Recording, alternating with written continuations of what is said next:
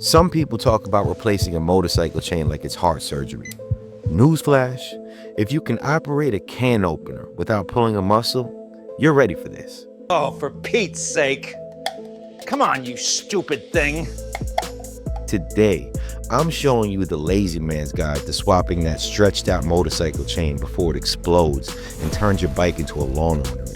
No cryptic mechanic jargon, no $300 shop invoice, just a quick, simple way to get it done. Stick around, because by the end, you'll be able to replace your chain in less time than most people spend arguing about oil brands on the internet. Now grab a couple of tools, not your entire toolbox that's been collecting dust since high school, just a couple, and roll the bike up. Let's get this chain swapped out before it decides to quit on its own. Thank you, Amazon.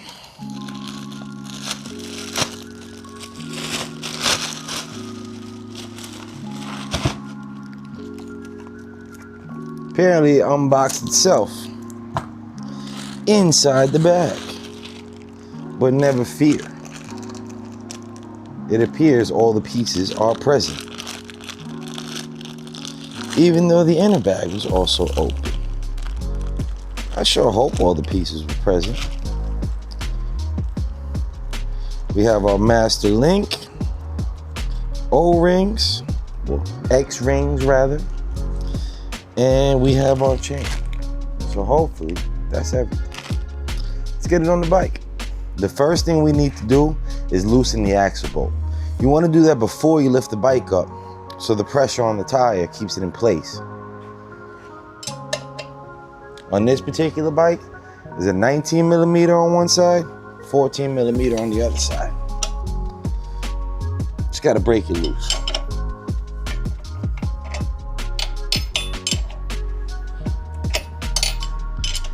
Doesn't need to come all the way off. That should be enough. Next, we have to loosen the chain tensioner bolts. 10 millimeter, 12 millimeter. That's pretty much universal across all machines. The 12 is the one that actually makes the adjustments. The 10 keeps the 12 from backing out. Same thing on this side. And this is an Unc does not recommend segment. Get a proper stand. This one sucks. I wasn't expecting it to suck. Thought it was gonna be pretty good, but it turns out it sucks. But I'm gonna use it anyway, because I do dumb shit like that. But you shouldn't. Apparently this part clips onto the brake, so the front wheel stays in place. That seems real sketchy. Real sketchy. Then you unscrew this till it's high enough. Lock it in place with that there bolt. High enough. Yeah, it seems high enough. And then you lean it over on the kickstand.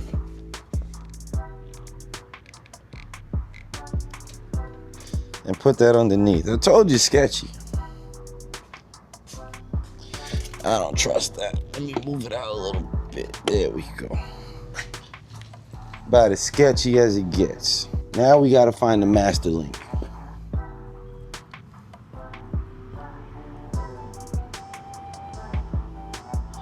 Eeny, meeny, miny, mo. Where you at? There she is. Now, I don't have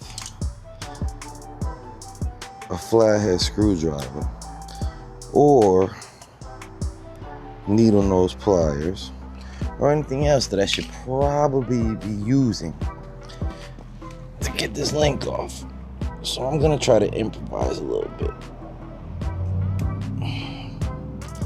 I don't know how well this is gonna work out for me, but I'm gonna try.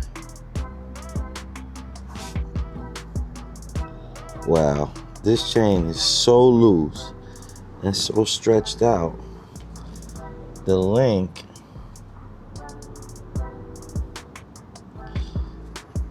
is turning.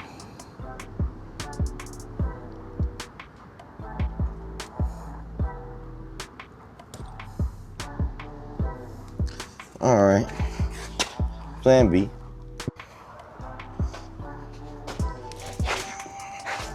Let's try with this here wrench.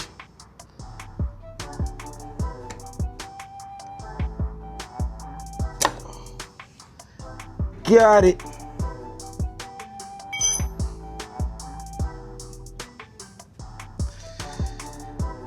Whew.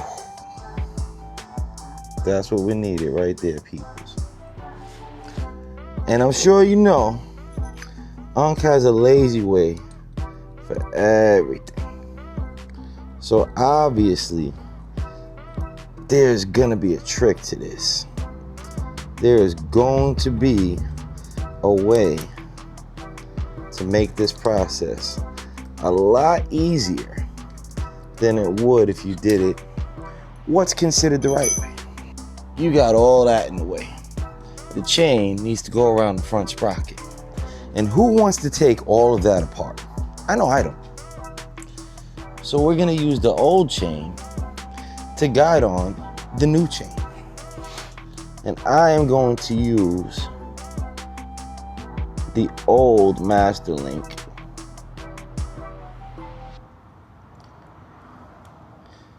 to do this.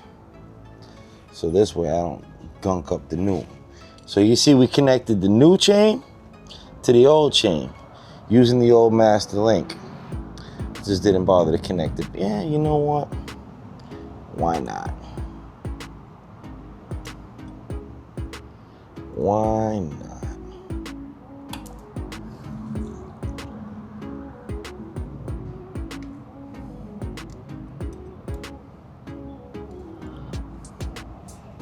You know what? That's why not. I don't want this thing getting stuck on there. I'm good. So, take the old chain.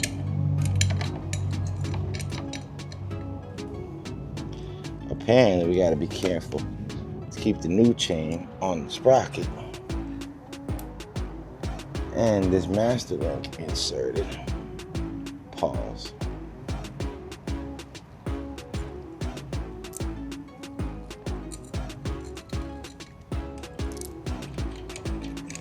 Sounds like one of those old roller coasters.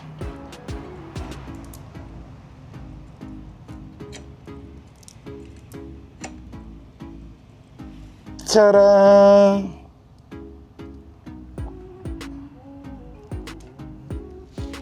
Now we're all the way through with the new chain.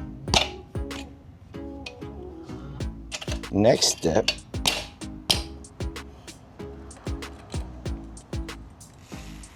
oh wow. Do I really need that many? You see that? How much space there is?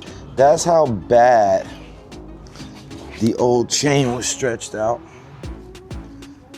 Pause exempt on stretched out, by the way, for the remainder of this video. Because that would get just a little annoying. You gotta keep hearing that all day. We need plenty more adjustment. Do the same on the other side. I don't know why they get seized up like that on the way loosening them. It almost feels like they're cross-threaded, but they're not. There's only certain little segments that happens. There we go.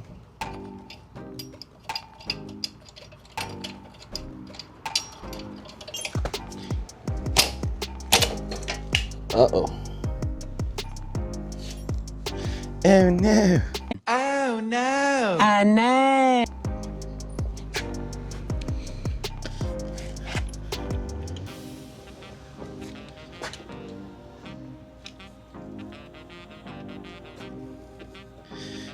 You see why Unc told you not to use one of these inferior stands? Garbage, I tell you. Garbage. You're nothing but garbage!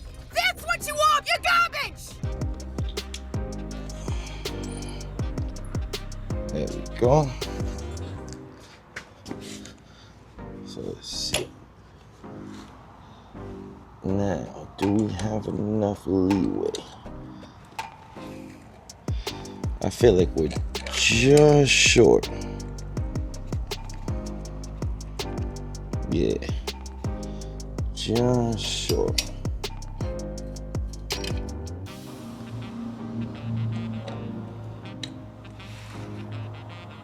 Ta-da! So now we got to put on the new master link.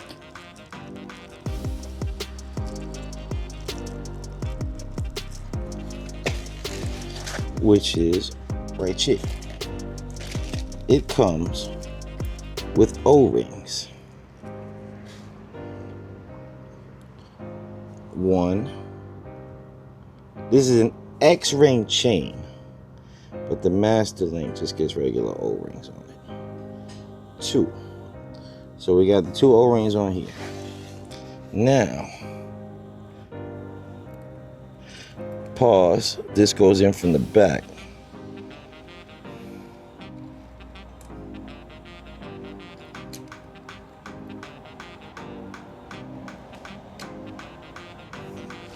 There we go. It gets two more O-rings. There's a little notch. You can't miss it.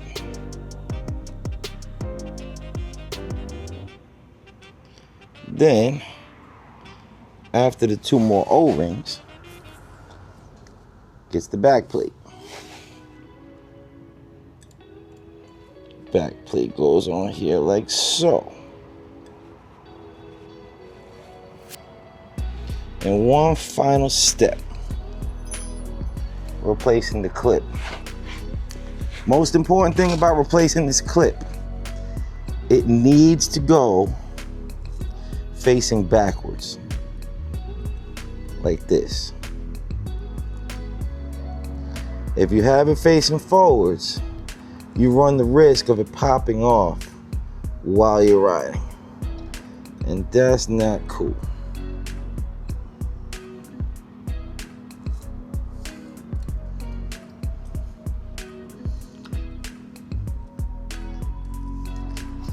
Getting this on is not the easiest part of this process. This might be the hardest part, but it's also the last part. So once we get this worked out, we done, peoples. And this is why it's good to have the proper tools, peoples. I went out here all ready to get started, knowing I did not have everything I needed. That was my first mistake.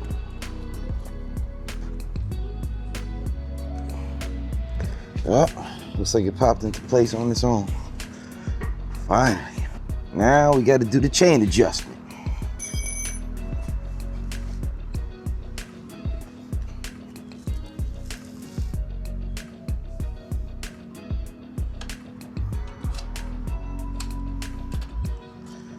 And thankfully, this is the last step.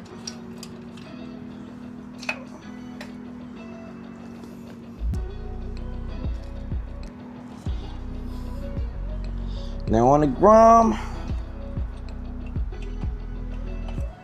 I'm not as precise with the chain adjustment that I know I probably should be. There's a formula to it. Each bike has different manufacturer recommended specs, and you really should be going by them. But I just get it to where it feels like it's good and leave it alone. On the R1, I absolutely do not do that. The R1, that has to be right. That bike goes fast enough to hurt yourself.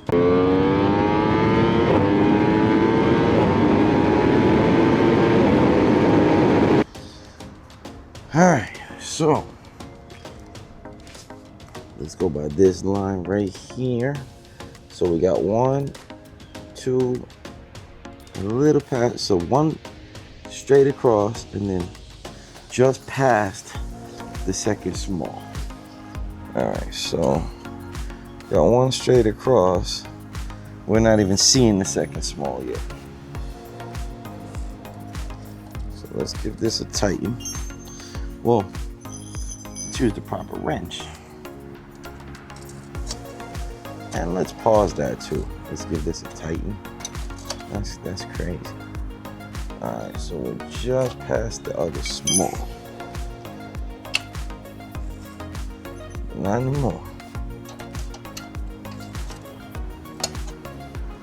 So now we're gonna put the 10 millimeter back in place. Remember, the 10 millimeter just holds this from moving. This adjusts your chain. This stops that one from moving. So this way it stays in adjustment.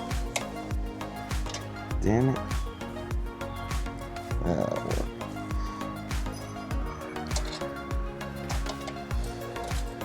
The right way, not the lazy way, is to get your wrench on the 12 and then tighten the 10. Since the reason for the 10 is to keep the 12 from moving. Chain's still good. Oh, that's perfect. All right, so remember, gotta get our 12 in place. Pause.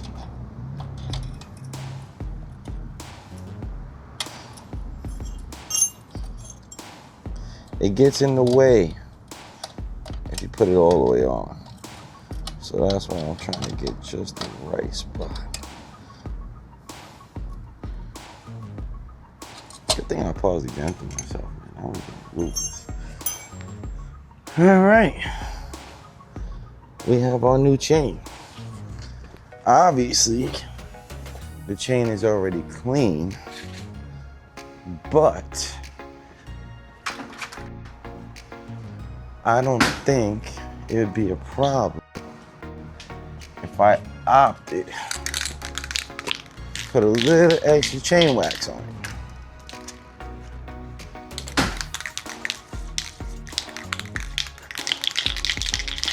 Don't think that'd be a problem.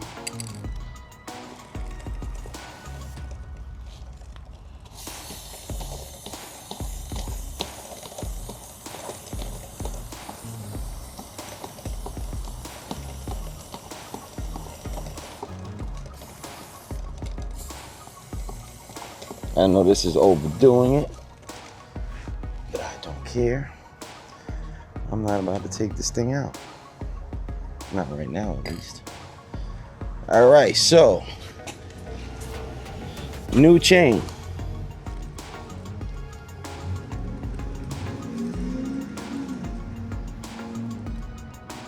Versus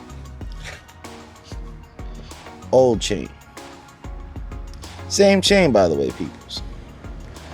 This chain was just as gold as the other one when I got it. Ay, Douglas Antonio.